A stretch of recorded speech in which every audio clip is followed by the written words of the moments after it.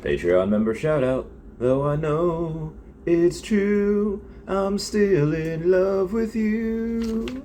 I need a miracle, I wanna be a girl. Give me a chance to see that you were made for me. I need a miracle, please let me be a girl. One day you'll see it can happen to me. Hey guys, how's it going? It is I, the real Randy Chavez. I'm coming at you today with a Veve and OMI update video. Guys, if you're new, welcome. If not, welcome back. I love y'all. Everyone say hello to Dashi. Hello, Dashi. And, okay. So, things got a little crazy last night. Before I go and get into some of the news, I guess this does count as news also. There was somebody that was posing as Reverend Alex G from Twitter on YouTube, and had made a comment that I made a quick video about on the Twitter, and that was not him.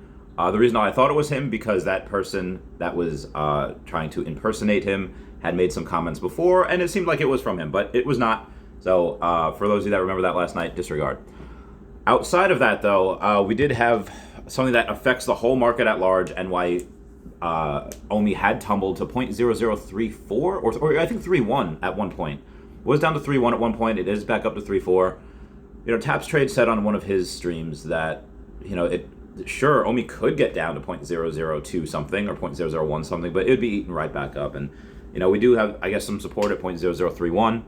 So I thought that was a nice silver lining.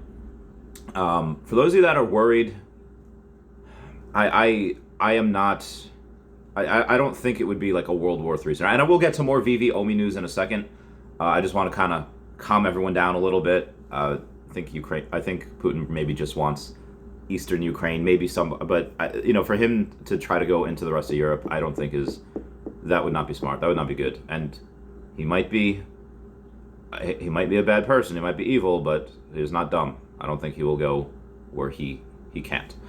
So anyway, I do think this will, I don't want to say blow over. I do think this conflict will end inside of a couple months. Markets will pump after that. Again, just my opinion.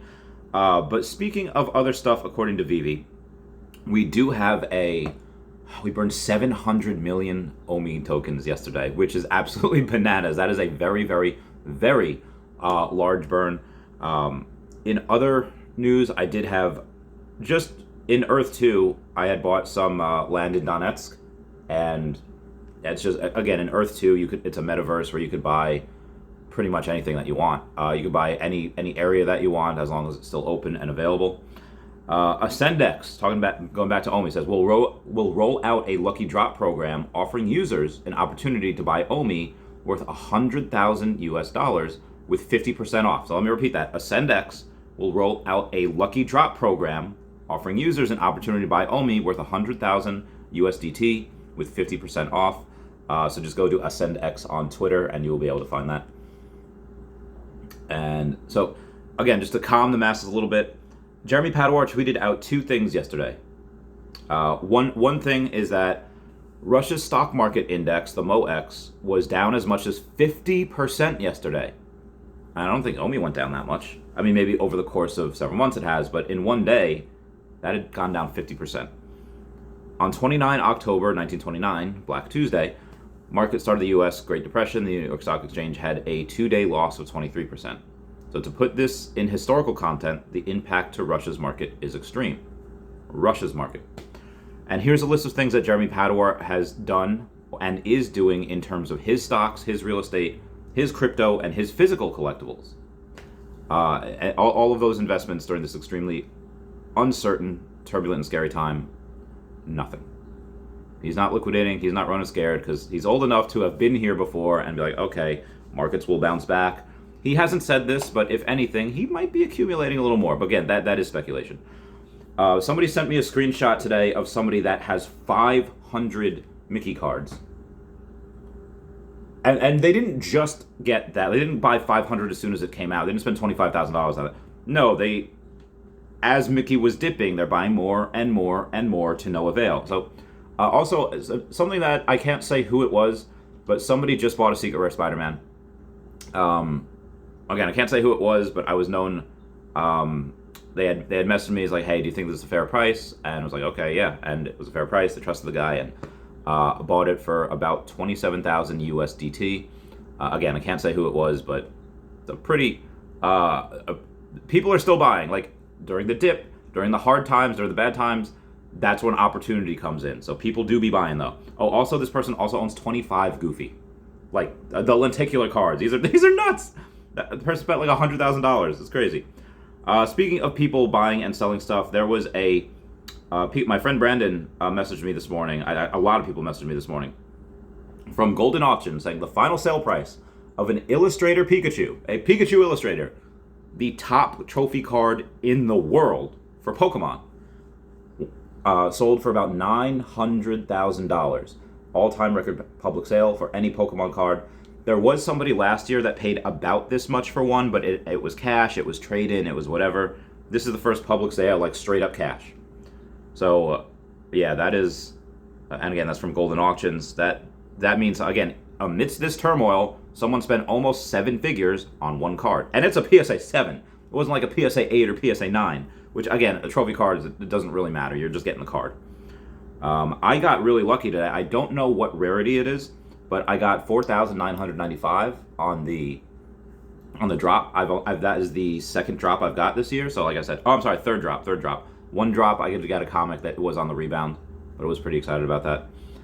And some other news, Bitcoin dipped a lot. It was down to like 34,000 yesterday this morning, before it went back up. So let's see what we were at. We were at about 34.7. We reached 34 a couple of times, but then we rose back up. We're at 36 right now. So if there was any time for it to dip even harder, going down to 29, 27, whatever, it probably would have been this morning. And maybe it still will if this goes on. I expect this to go on for a couple of days, maybe a week. You know what's going on in Ukraine and Russia, but anything more than that, it's I don't expect it to be that long. Again, just my opinion. Also, Saudi stock. This isn't just crypto that's going crazy. A lot of Saudi stocks tumble amid Ukraine crisis. And then we do have a couple of articles to go over, which I will get to right meow. And this one matters.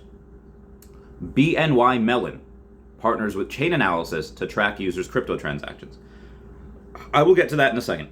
BNY Mellon, even though the market cap of the stock is only $41 billion, which I get only, like it's a lot, but it's only $41 billion. And I say that is because BNY Mellon is the world's largest custodian bank, currently overseeing 46.7 trillion. T as in tango.